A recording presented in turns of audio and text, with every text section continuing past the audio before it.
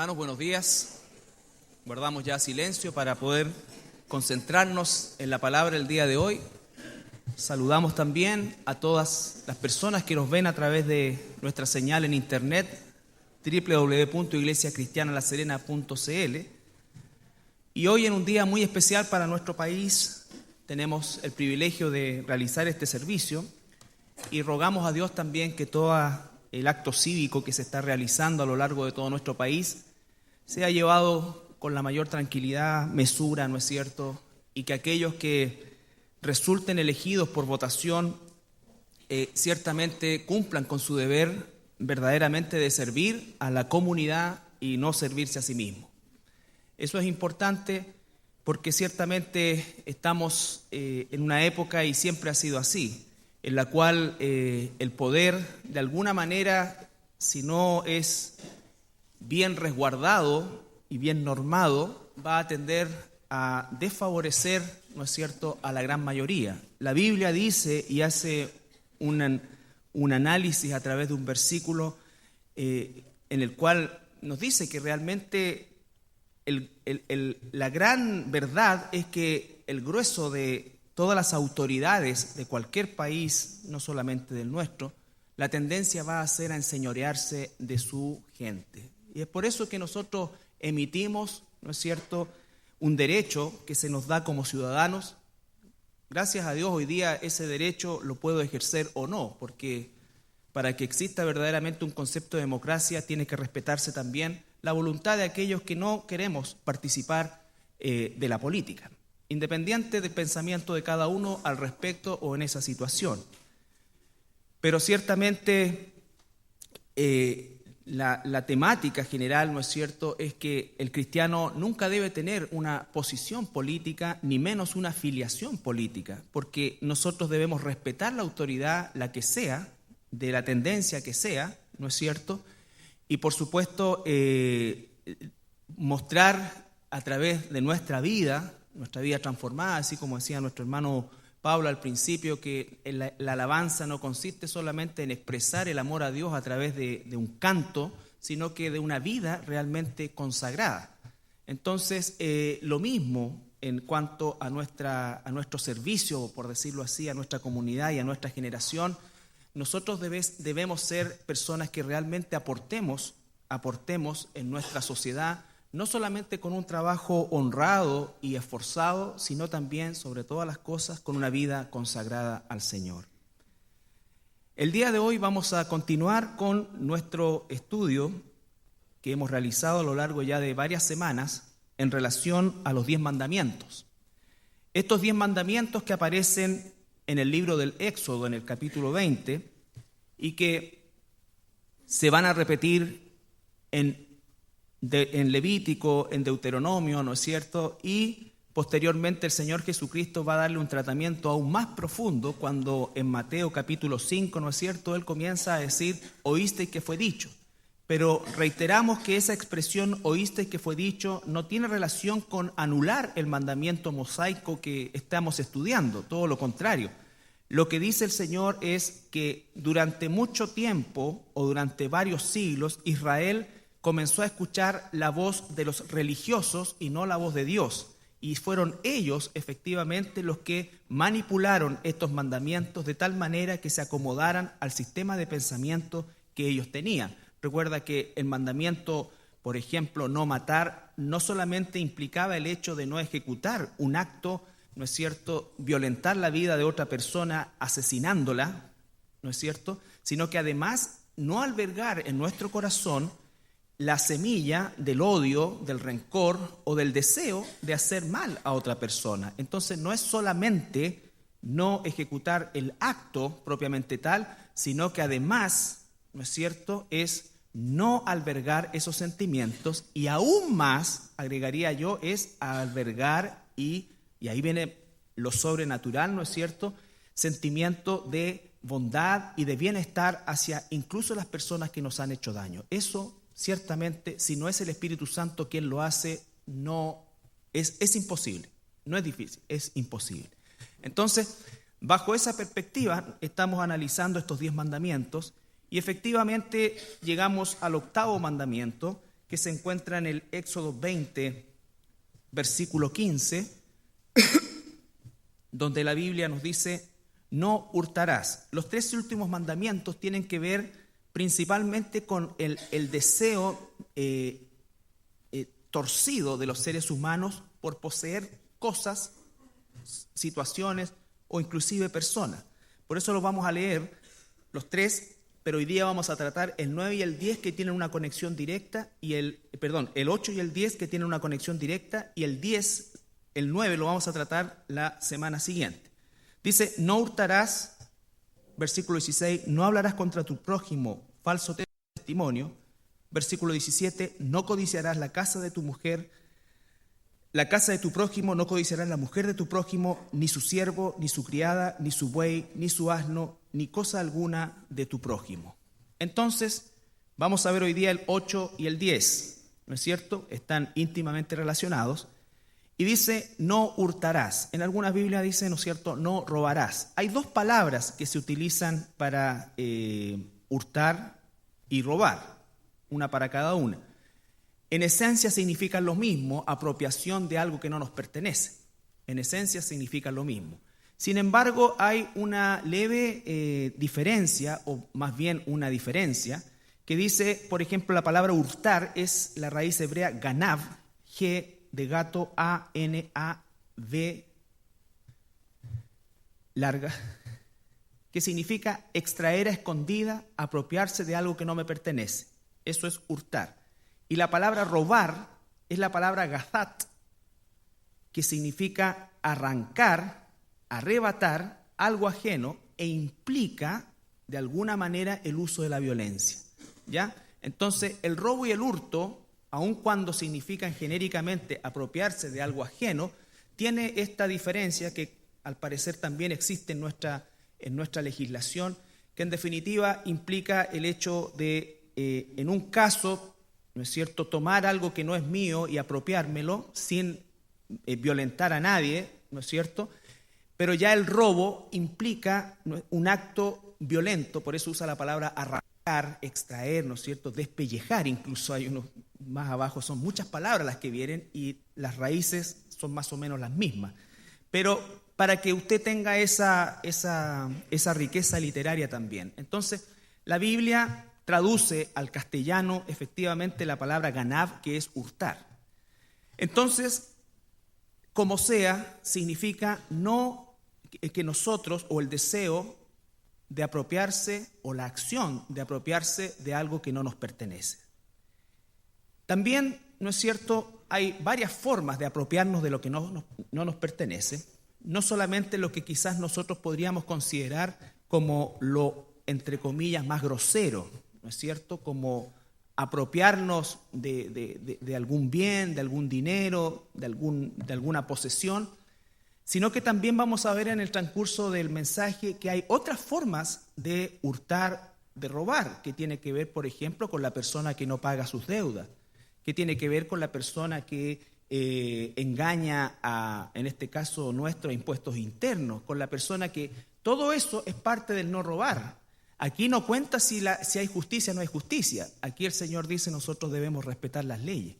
Y yo en lo personal les hago, y específicamente en ese punto, un hincapié especial a cada uno de nosotros, porque efectivamente uno ignora, y hay una responsabilidad de por medio, ignora el funcionamiento muchas veces de estas instituciones y puede llegar a cometer alguna instancia en la cual realmente lo ignoraba. Ahora la situación se agrava más aún, por supuesto, si yo no solamente lo ignoro, sino que lo sé y lo burlo. Y yo doy gracias a Dios por hermanos que siempre están velando porque todas nuestras instancias, tanto como personas como iglesia también, se puedan desarrollar dentro del marco de la legalidad. Y eso habla, ¿no es cierto?, de que efectivamente queremos amplificar este concepto de no robar, no hurtar, porque lo podemos simplificar, ¿no es cierto?, a una instancia que nosotros consideramos robo, Inclusive nosotros, y espero que en nuestra vida anterior y no ahora, tipificábamos, ¿no es cierto?, el robo por situaciones de monto, de propiedad, y nuestra justificación habitual era, ¿no es cierto?, oye, sí, hay tanto, está botado, está acá. Entonces, son situaciones que en definitiva alguien puede pensar, bueno, es exagerado, no es exagerado. Hermano, no es mi papel como pastor darle a cada uno de ustedes la medida de lo que Dios considera, ¿no es cierto?, un robo, y en tu espíritu, en mi espíritu, el Señor va a hablar. Habla mi espíritu, y en la medida que conocemos más profundamente al Señor, ese espíritu habla más fuerte y sin duda alguna nos lleva a una instancia de lo que hemos estudiado a lo largo de todo este año, de mayor santidad, de mayor santidad. Entonces, lo primero que quiero establecer para poder tratar este pasaje, que pareciese fácil, pero tiene varias aristas, lo primero que quiero establecer es que Dios, a través de la Biblia, nos enseña y nos declara que los cristianos tenemos el derecho a la propiedad privada. Los cristianos tenemos el derecho a la propiedad privada. Ya de hecho el 10º mandamiento nos lo dice, ¿no es cierto? No codiciarás la casa de tu prójimo, ¿no es cierto? No la casa del partido ni la casa del gobierno, la casa de tu prójimo. ¿Por qué? Porque, espero que no sea el caso acá, pero por si acaso, existen muchas analogías que son absolutamente antagónicas, como tratar de amalgamar sistemas de carácter comunista con el cristianismo. Y vamos a verlo a lo largo de eso. La propiedad privada es parte, ¿no es cierto?, de la enseñanza bíblica. De la enseñanza bíblica. La administración, por supuesto que es algo que tiene que ser direccionado por el Señor, pero no es, de hecho, el modelo bíblico, económicamente hablando, nos muestra efectivamente que el cristiano y las personas no solamente tienen el derecho a la propiedad privada, sino que también se les insta a prosperar, a mejorar, ¿no es cierto?, que la vara va a quedar siempre con el tema de la ambición y de la avaricia, que también vamos a ver, pero en definitiva el generar riqueza no es el problema, porque cuando lo hacemos guiados por el Espíritu Santo, normalmente vamos a estar no solamente beneficiando, sino que vamos a estar haciendo también prosperar a otras personas que están a nuestro alrededor.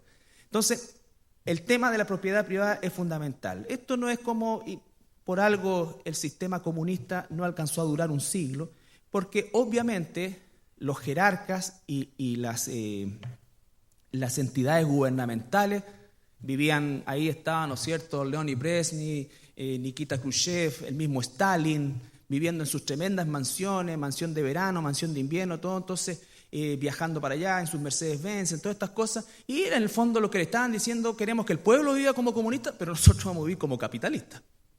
Entonces, esa cosa obviamente es así.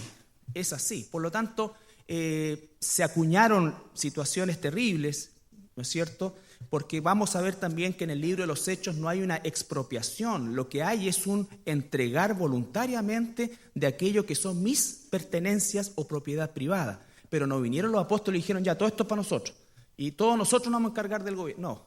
No. Por eso es que todo lo que de alguna manera plantearon las teologías, entre comillas, teología, porque era satánico totalmente, ¿no es cierto?, en la cual se establece esta suerte de cristianismo comunista o cristianismo capitalista o cristianismo con cualquier tipo de asociación, porque muchos también, sobre todo en los Estados Unidos, se trata el tema de buscar una orientación capitalista en la Biblia. Tampoco eso es así.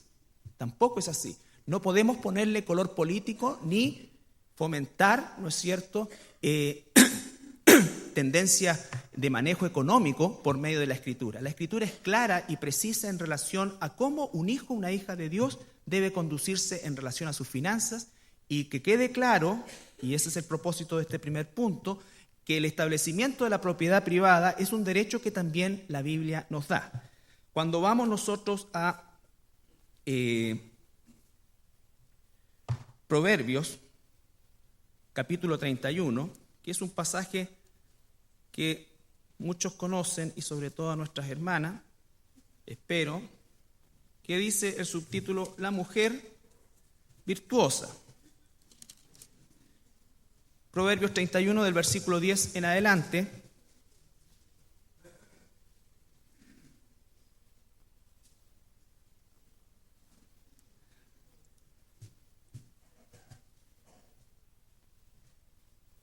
Mujer virtuosa, ¿quién la hallará?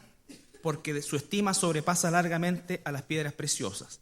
El corazón de su marido está en ella confiado y no carecerá de ganancias. Le da ella bien y no mal todos los días de su vida. Busca lana y lino y con su voluntad trabaja con sus manos. Es como nave de mercader. Trae su pan de lejos, se levanta aún de noche y da comida a su familia y raciona a sus criadas. Considera la heredad y la compra y planta viña del fruto de sus manos. Ciñe de fuerza sus lomos y esfuerza sus brazos. Ve que van bien sus negocios. Entonces, este es un ejemplo, pequeño ejemplo, ¿no es cierto?, de lo que significa, en definitiva, un proceso de trabajo duro, honrado, ¿no es cierto?, esforzado, pero que a la vez nos va conduciendo a un progreso y a un tener, en este caso, por cierto, heredad. Dice, compra, ¿no es cierto?, planta, prospera. Y el punto es, ¿no es cierto?, que cuando lo hacemos bajo la dirección de Dios, efectivamente es una bendición. Es una bendición. Cuando entra el virus de la avaricia, de la codicia, que vienen de Satanás, ¿no es cierto?, es donde el cristiano comienza a perder el rumbo en relación a esto. Isaías 65, 21 al 23.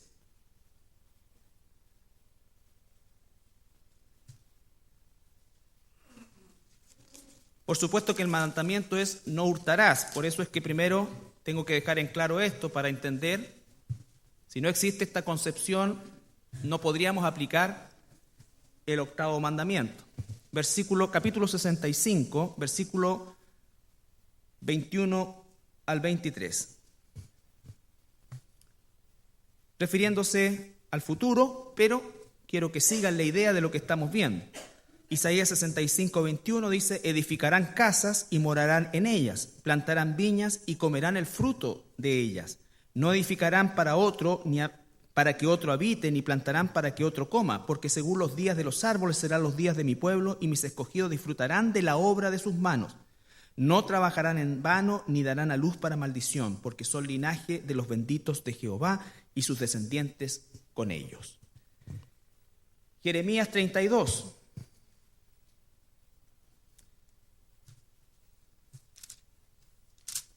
Jeremías capítulo 32, versículo 43 y 44.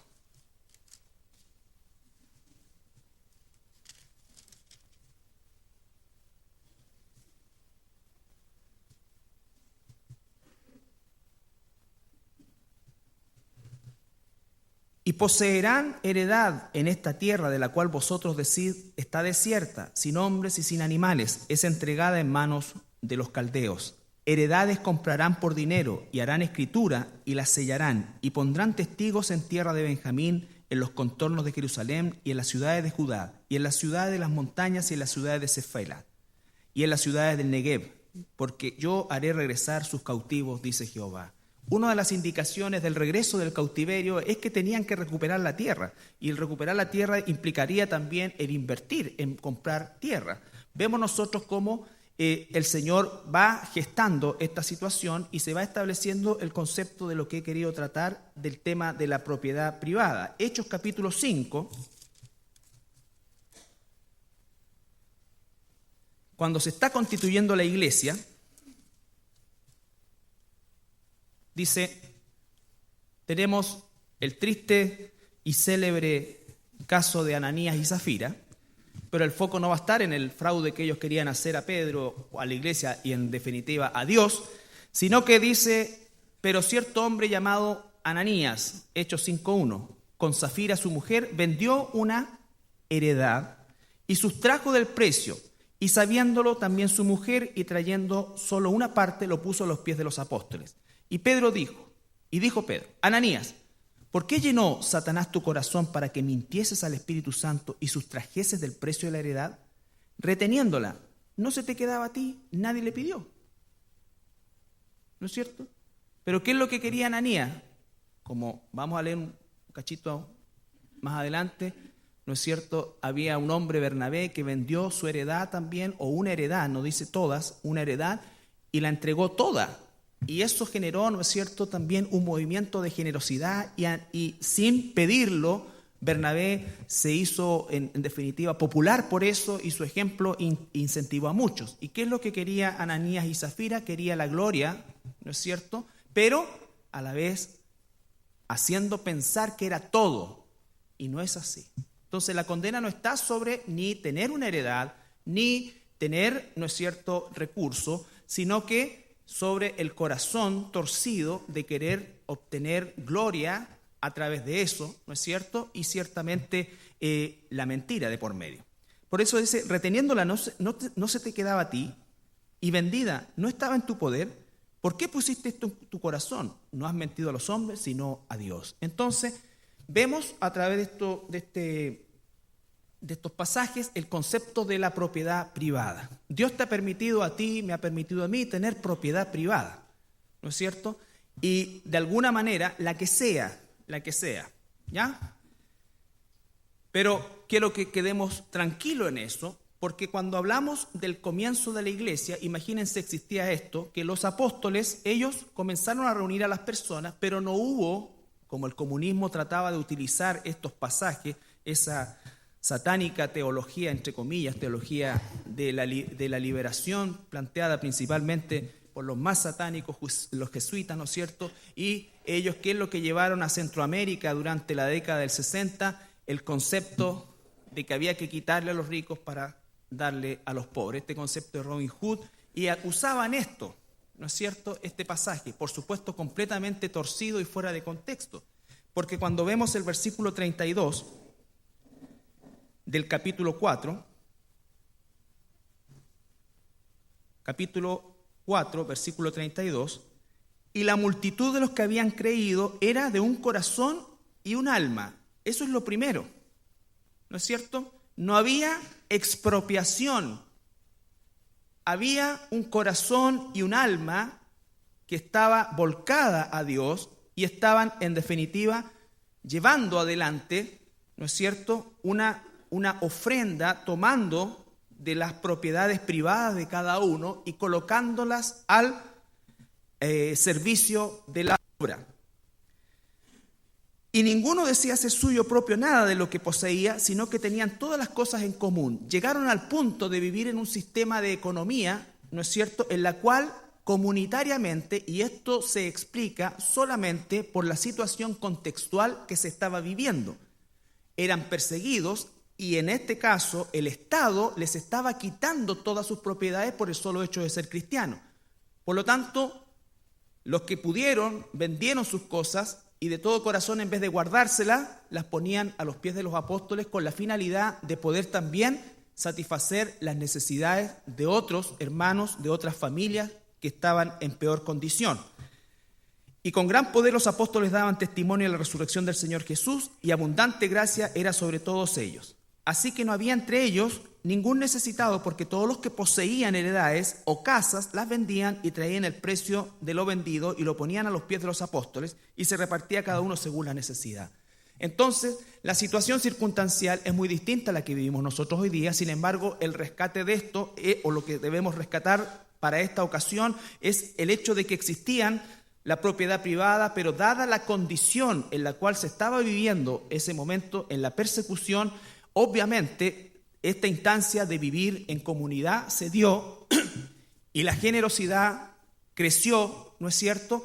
Y claro que sí, porque cuando nosotros, si Dios así lo tiene estipulado, en algún momento determinado salga un decreto de que todos los que son cristianos van a ser expropiados y nos dan un plazo, a lo mejor ya no vamos a hacer el negocio de nuestra vida al vender la casa.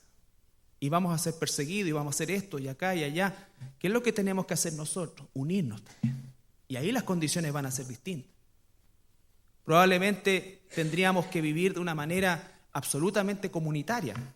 Pero el modelo de Dios no es comunitario. La situación circunstancial es lo que llevó a tomar una decisión de esas características. ¿Ya?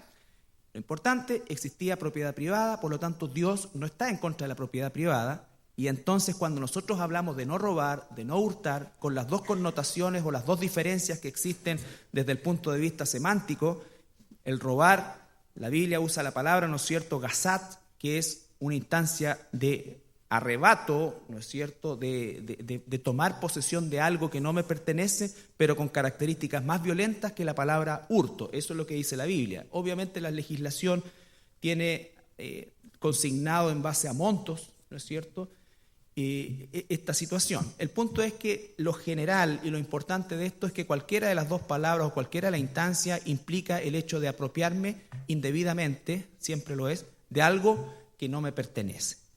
Y para eso, ¿no es cierto?, obviamente yo tengo que saber que Dios permite la propiedad privada, porque yo no puedo ir a tu casa, ¿no es cierto?, y decirte, pásame las llaves del auto porque voy a ir a...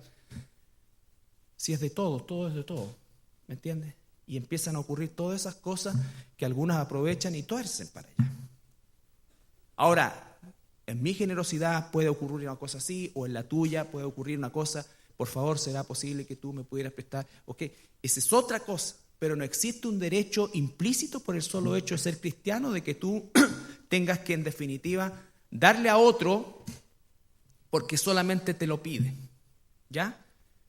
Entonces, ese como primer punto. Segundo punto,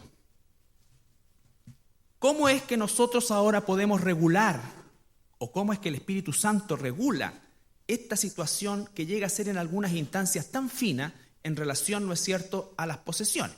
Porque debemos decir nosotros que pasamos gran parte del día pensando, ¿no es cierto?, en la plata, cuánto es lo que tenemos, cuánto es lo que nos falta, cuánto nos gustaría tener, qué necesito hacer, qué necesito allá, qué necesito acá.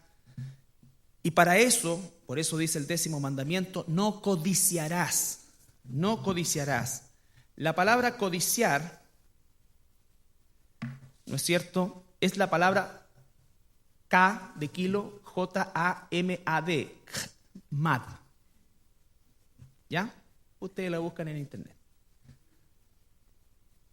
La codicia dice que es un deseo o un impulso por tener más. Está absolutamente ligada a la permanente insatisfacción. Pero el codicioso, a diferencia del avaro, que también quiere tener más, el avaro quiere tener más porque su deleite está en mirar lo que tiene, en contemplar lo que tiene. El codicioso puede ser incluso un botarata.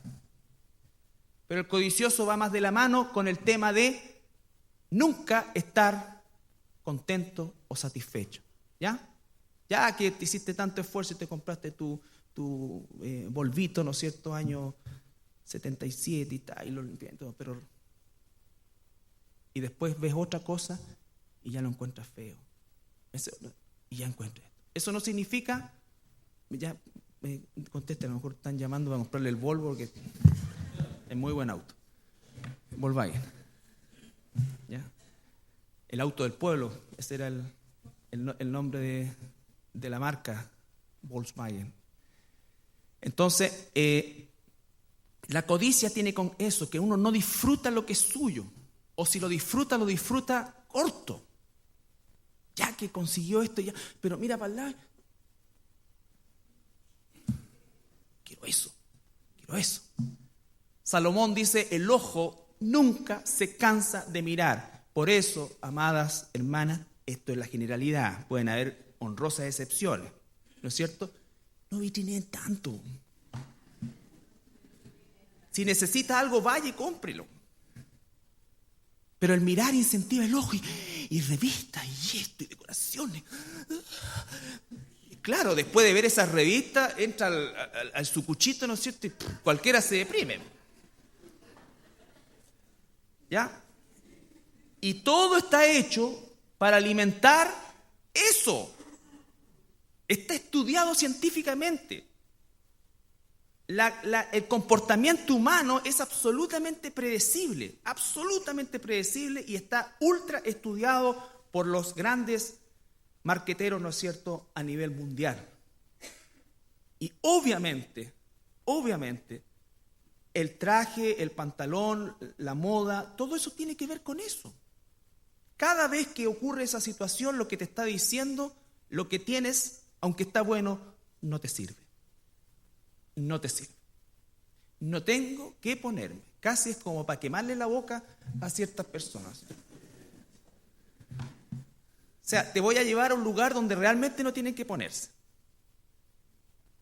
Eso es codicia.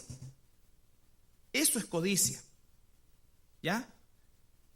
Porque la forma de poder contrarrestar esto, y nos pasa a todos, yo les conté y confesé delante de mi iglesia, ¿no es cierto?, mi propio pecado, cuando un día estoy, ¿no es cierto?, esperando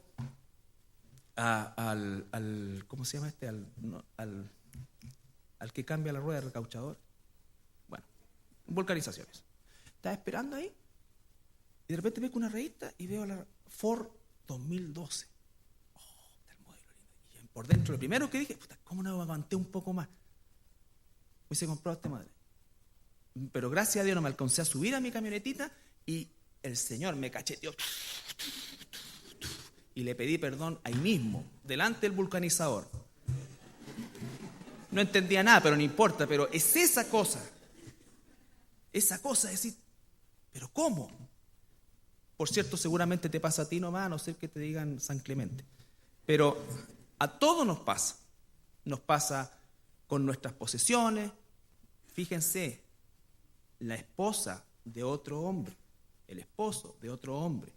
Ay, si yo realmente fuera así, si mi esposo fuera como él, ay, que me entiende tanto y que esto, si mi esposa fuera así, si esto, y cuando vivimos divagando,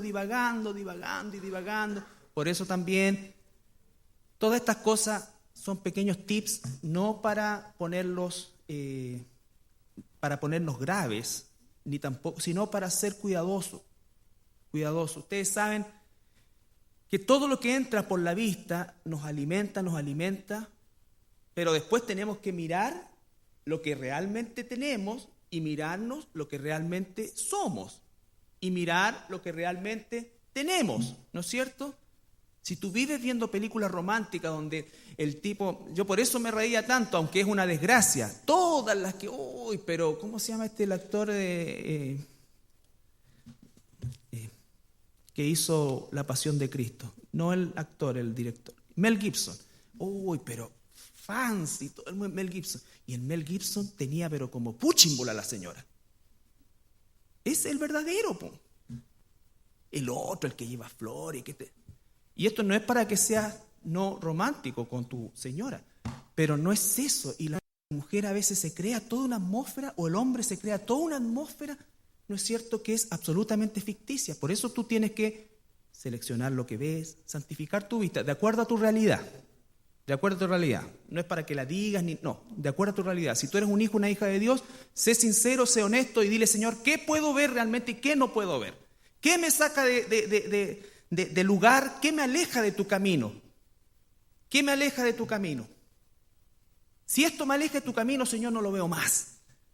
Si esto me anda trayendo amargado porque no puedo tener lo que quiero, no lo veo más, no busco más, porque la codicia me va a llevar a robar muchas veces. Y la gran mayoría de las veces. La codicia me va a llevar a robar. Y la gran mayoría de nosotros diríamos que no somos codiciosos botaratas. Somos la satánica mezcla de codicioso y avaro. Y contra eso tenemos que luchar.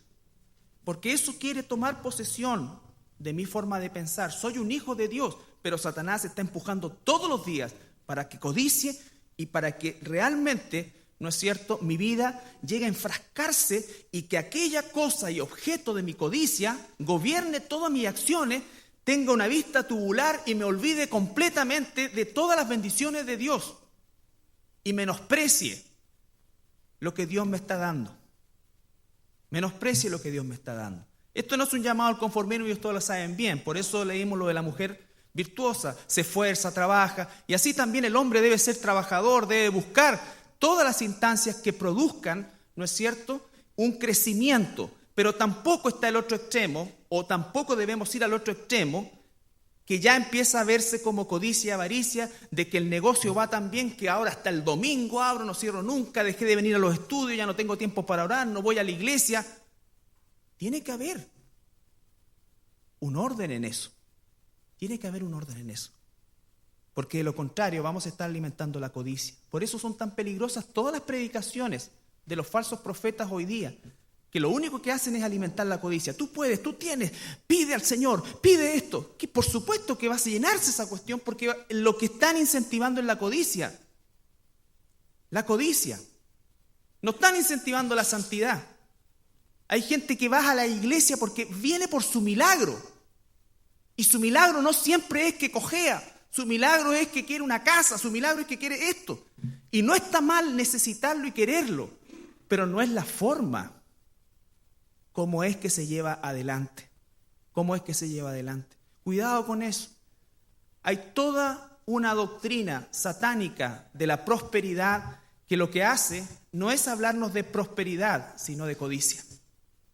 Dios quiere que prosperemos, por supuesto, pero lo que hacen estas doctrinas son incentivar la codicia. Y se puede ver por los propios ministros que lo promulgan. Entonces, la codicia, la avaricia, son esos dardos que Satanás va a pretender tirar siempre, ¿no es cierto?, para que nosotros perdamos lo que vamos a ver a continuación, el agradecimiento a Dios siempre. El Salmo 104,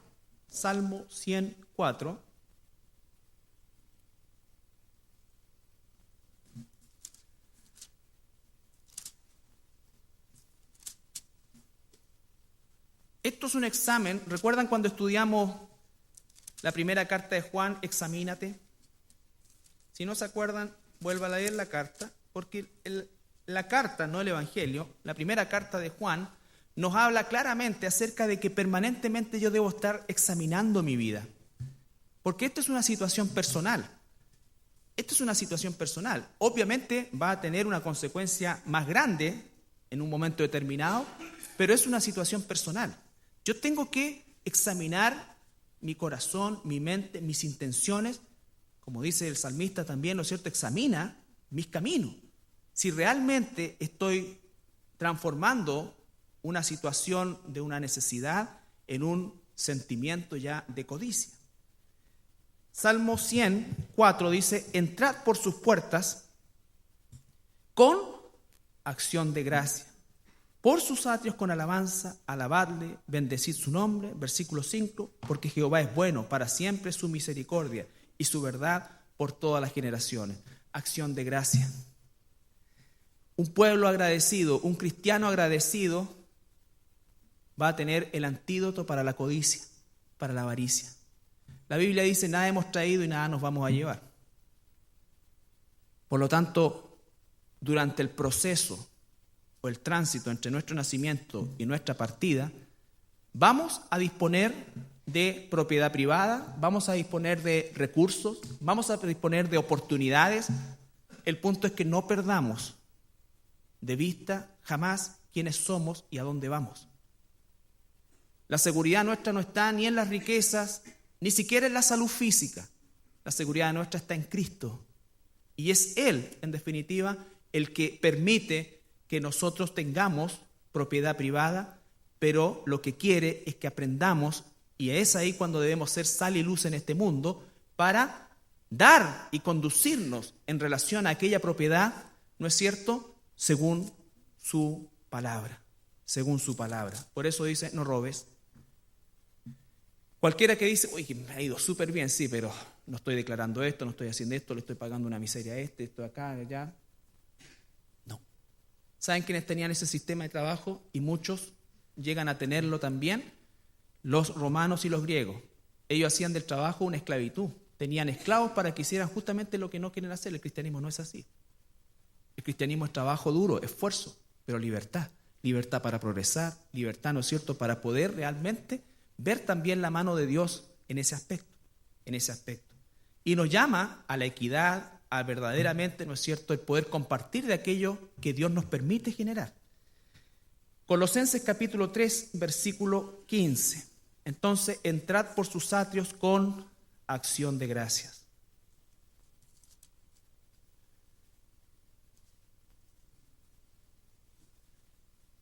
Colosenses 3, 15.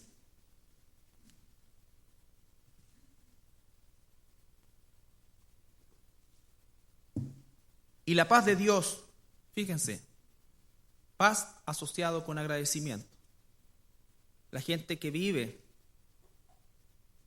embargado o embargada por la codicia o la avaricia nunca tiene paz. Nunca. Y la paz de Dios gobierne en vuestros corazones, a la que asimismo fuisteis llamados en un solo cuerpo, y otra vez, sed agradecidos. Sed agradecidos. Fíjate que los que escriben estas cartas, probablemente si nosotros hiciéramos un análisis de su economía, a nuestros ojos realmente era gente pobrísima. Sin embargo, ellos nos están diciendo, sean agradecidos.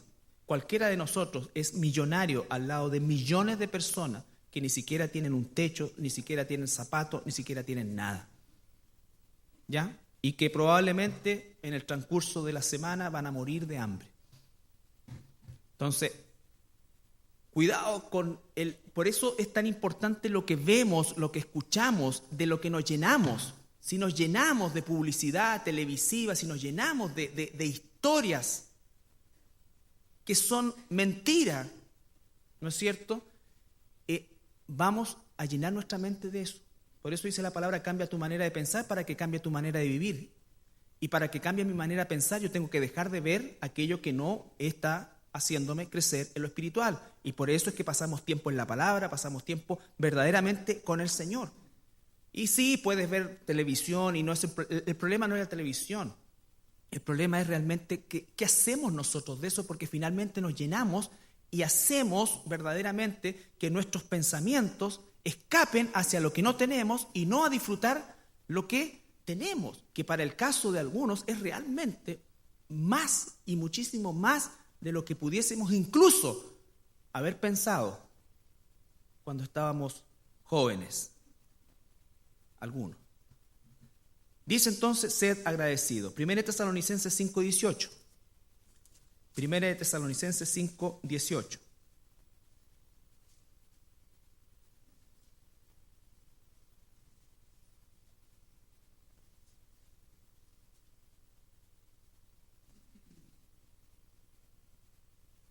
Dad gracias en todo, porque esta es la voluntad de Dios para con vosotros en Cristo Jesús.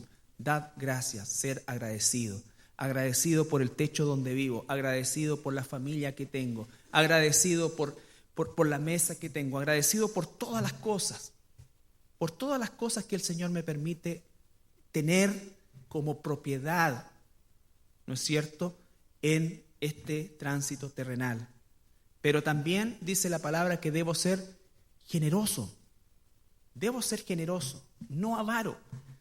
La generosidad no significa algo ilimitado, pero tu corazón, mi corazón, tiene que ser generoso también, sobre todo con aquellos que están en situación más complicada y que necesiten realmente ayuda. ¿Ya? Entonces, por eso dice también del trabajo, de esto, de todas estas cosas, que es fundamental porque nos va dando esa pauta de poder entender efectivamente que las posesiones son algo que Dios permite, pero la administración tiene que ser hecha bajo sus principios. De lo contrario, inevitablemente vamos a caer en la codicia, en la avaricia, y no vamos a tener paz, no vamos a tener contentamiento, y vamos a estar no alegres, sino que infelices. Infelices. En Lucas 17:17, no lo busque, anótelo nomás, para que pueda ir a votar. La basura.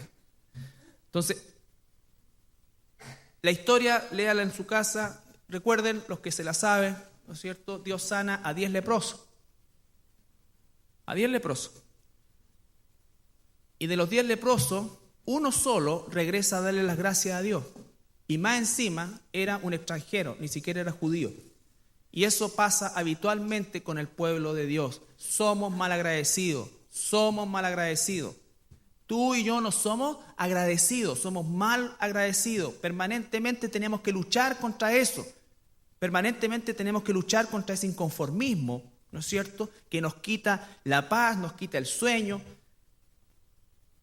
Y entonces el Señor dice, cambia eso. Empieza a llenar tu corazón de agradecimiento a Dios.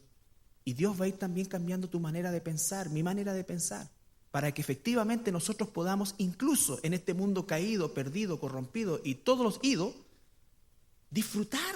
Si el cristiano debiera disfrutar de la banda del Titanic que se hunde. No andar corriendo de aquí para allá y tratar de salvar algunas cosas. Disfruta. Porque ese es el deseo de Dios, dice la palabra, que nos vaya bien. El cristiano debe disfrutar todo, llegar a su casa, a la heredad que Dios le ha dado, ¿no es cierto? Entrar a su cocina, prepararse su comida. Todo es gracias a Dios porque Él lo permite. Él lo permite. Él podría quitarte la vida, quitarme la vida, quitarme todo ya. Como lo hizo con Job. Así, en una tarde pasó, pero de la riqueza a la miseria, ni siquiera a la pobreza, de la salud a la enfermedad, de la popularidad a ser despreciado. Y dice que en todo él no pecó contra Dios. Entonces es un ejemplo inmenso y que nos habla a través de los siglos.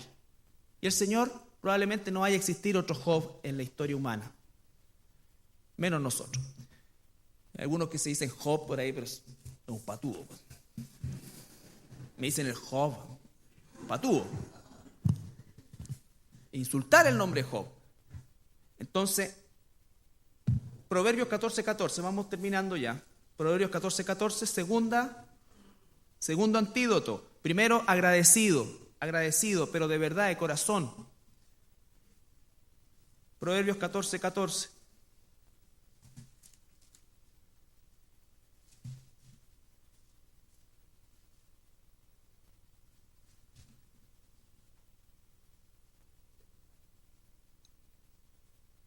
De sus caminos será hastiado el necio de corazón. De sus caminos, o sea, de buscar. Pero el hombre de bien estará contento del suyo. Un hombre o una mujer de bien en la Biblia significa alguien que está siguiendo al Señor. Primera de Timoteo, ahí mismo en Proverbios 19:22.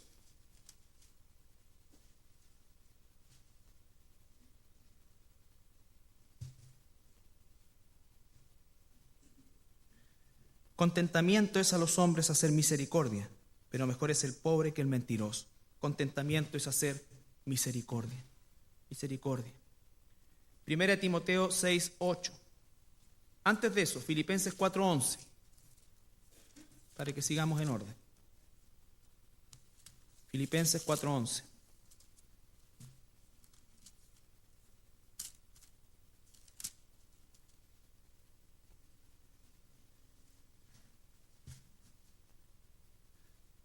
Desde el versículo 10. Recuerde que Pablo está hablando aquí de su condición paupérrima en lo material, ¿no es cierto? Que de hecho ya como había estado preso y todas estas cosas, muchos dejaron de ayudarlo, de asistirlo.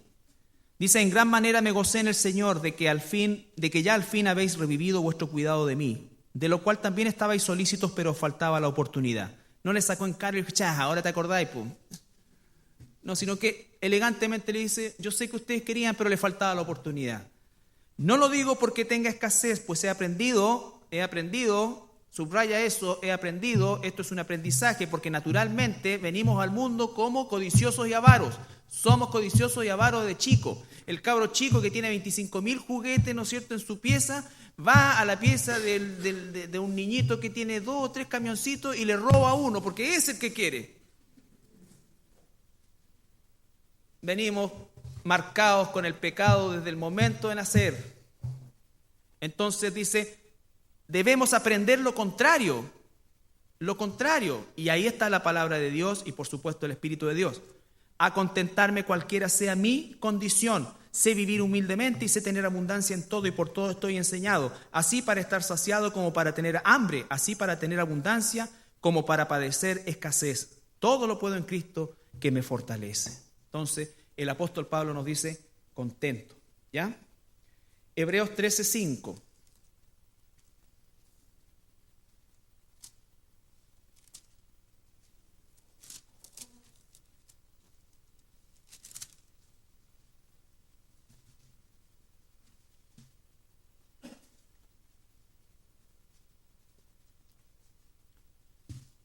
Sean vuestras costumbres su permanente manera de vivir, sin avaricia, contentos con lo que tienen ahora, porque Él dijo, no te desampararé ni te dejaré. De manera que podemos decir confiadamente, el Señor es mi ayudador, no temeré lo que puede hacer el hombre. No temeré que la economía caiga, que esto acá, yo estoy confiado en el Señor. Sé vivir con poco, sé vivir con mucho, sé realmente vivir y disfrutar y estar contento, ¿ya? Con un corazón sincero, no con un corazón envidioso, no con un corazón conformista, no con un corazón contencioso, ¿no es cierto? De que sí, nosotros somos, no importa, mijita, tenemos esta casita chiquitita, no, pero esos que viven allá arriba, esos se van a ir al infierno. Donde la polilla y el orín, y empiezan a usar versículos que son bíblicos, pero obviamente con un corazón absolutamente torcido. Absolutamente torcido. Entonces, verdaderamente tiene que haber sinceridad en nuestro corazón y eso solamente lo ve Dios. Pero la Biblia dice que por los frutos se conoce el hijo o la hija de Dios. Si verdaderamente existe ese fruto en nuestro corazón. Hermanos, la próxima semana vamos a tocar el último mandamiento, que es el 9. Estos dos venían conectados, el 8º y el 10. Pero estamos ya terminando estos 10 mandamientos y quiero recordarles lo que dijimos al partir el estudio de estos 10 mandamientos. Estos 10 mandamientos no solo no han caducado, sino que no solamente están hoy vigentes y presentes, sino que el estándar que Jesucristo nos enseña en el Sermón del Monte es mucho más grande, inclusive, o más amplio, más profundo. Viene de la raíz, viene del corazón, no solamente de las acciones.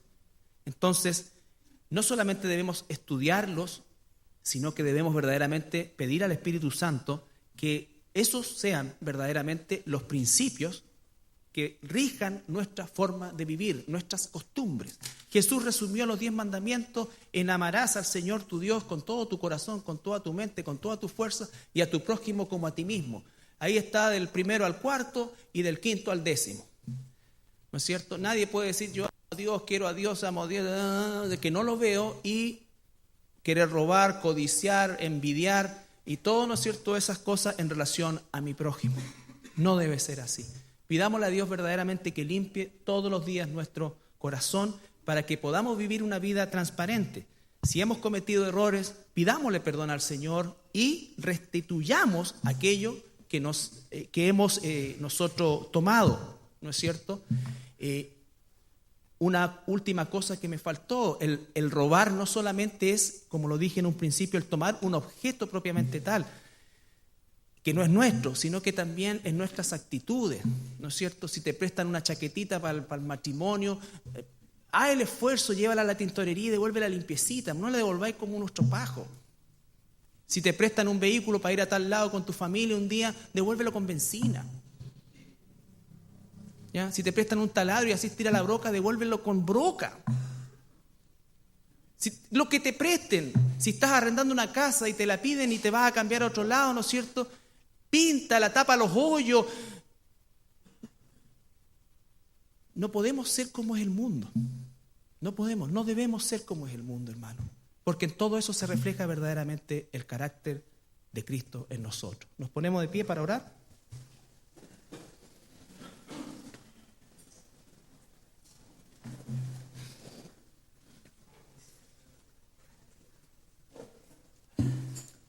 Padre amado, te damos gracias por esta tu palabra y te pedimos de todo corazón, Señor.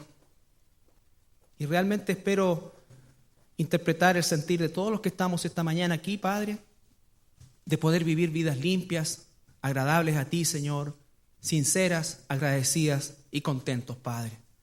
Que de acuerdo a las posibilidades, Señor, de acuerdo a las características que tú has dispuesto para cada uno de nosotros hagamos siempre, Señor, un trabajo limpio, honrado, esforzado, Señor, que seamos verdaderamente aquellos trabajadores, Señor, que el mundo, Padre, admira, no por una gloria personal, Señor, sino porque estamos llevando tu nombre, Padre. Ayúdanos también a ser honrados en nuestras acciones y transacciones, Señor, a vencer la tentación, Padre, a informarnos, Padre Santo, como fue lo que tú me mostraste a mí, Señor, y realmente, Padre, poder actuar en todo tiempo y en todo momento, Señor, de forma correcta, Padre. No estamos aquí para juzgar a los gobiernos, ni la justicia o injusticia, Señor, de un gobierno de turno, Padre. Estamos aquí para actuar cívicamente como los mejores ciudadanos, Señor, y siendo siempre un aporte para el desarrollo de nuestra sociedad.